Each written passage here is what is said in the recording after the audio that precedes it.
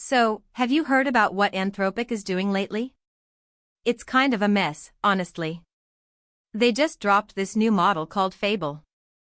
It's basically supposed to be a public, limited version of their super high-tech cybersecurity model, which they call Mythos. Sounds fancy, right? But the internet is already losing its mind over it. It's actually kind of funny, in a frustrating way. You'd think a company like Anthropic would nail this, but people are finding out that the guardrails are so sensitive they basically break the thing for anyone actually trying to get work done. Let me break down what's going on. Anthropic has been working on this internal beast called Mythos for a while. Back in April, they started this thing called Project Glasswing, where they let a handful of organizations play with it. Then, they decided to expand that access to hundreds of organizations across 15 countries. That's a pretty big deal. They clearly want this to be the gold standard for security. But then they released Fable to the public, and that's where the drama started.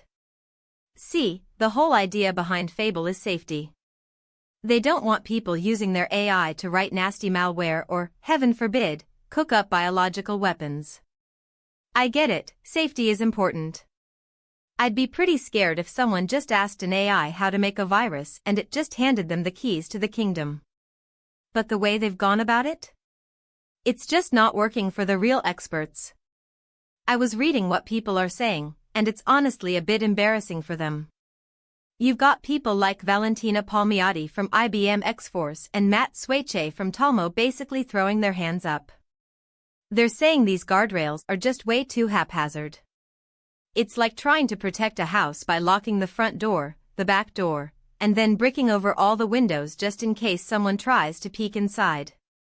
If you're a software engineer just trying to do your job like, say, you're trying to review some code or you just want to analyze a blog post, Fable might just stop you dead in your tracks. It's super sensitive. It looks for keywords related to cybersecurity or biology, and if it sees them, it panics. It's like, whoa, nope, can't do that.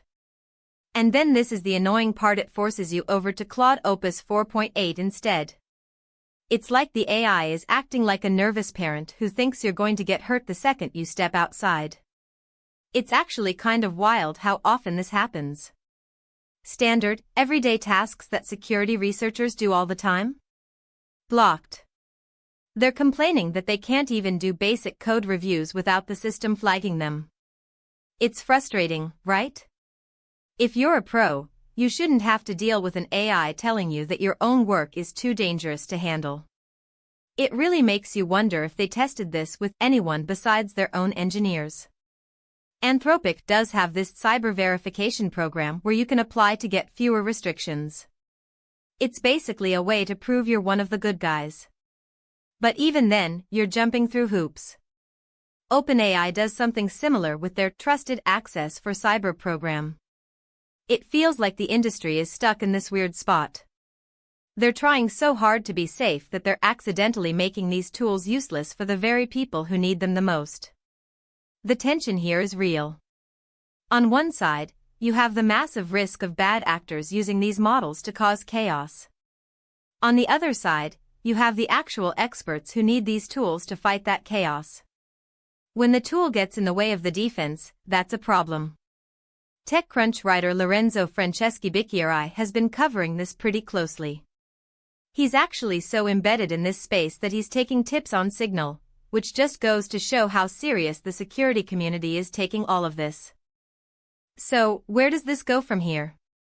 Well, industry analysts expect that this back and forth between the frontier model companies and the cybersecurity pros is just going to keep happening. Anthropic has already said they're planning to keep adapting and evolving these guardrails. Maybe they'll get better. Maybe they'll figure out how to distinguish between a guy trying to write a secure piece of code and a guy trying to build a cyber weapon. One can only hope, right? It's likely we'll see more collaboration between these companies and the professionals in the field. They really have to, otherwise, nobody's going to use these models for serious security work. They might end up being nothing more than expensive toys for people who aren't doing anything complex. I think the future of these models depends on whether they can stop being so restrictive and start being actually helpful. It's a delicate balance. You don't want the AI to be a loose cannon, but you also don't want it to be a hall monitor that reports you for talking in class. It's honestly fascinating to watch. We're at this point where the tech is incredibly powerful, but we're still figuring out how to handle it without going overboard. I'm curious to see if Anthropic can pull it back and make Fable useful again.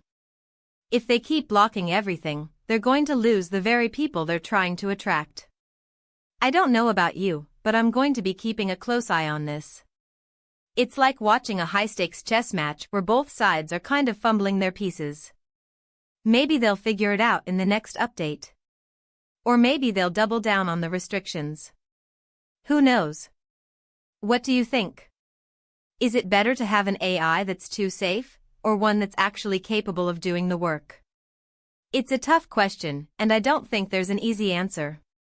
Anyway, that's the situation with Fable. It's a classic case of good intentions meeting reality. They tried to build a digital bodyguard, but they ended up with someone who won't even let you open your own mail. Hopefully, they'll listen to the feedback from the researchers and clean this up. Until then, it's going to be a bumpy ride for anyone trying to use it for real security work. If you're interested in following the news on this, definitely keep an eye on what the security researchers are saying on social media. They're usually the first ones to notice when these things go off the rails. And hey, if you found this breakdown helpful, maybe think about sharing it with a friend who's as into this tech drama as we are. It's always good to have someone to chat with when the industry gets this weird.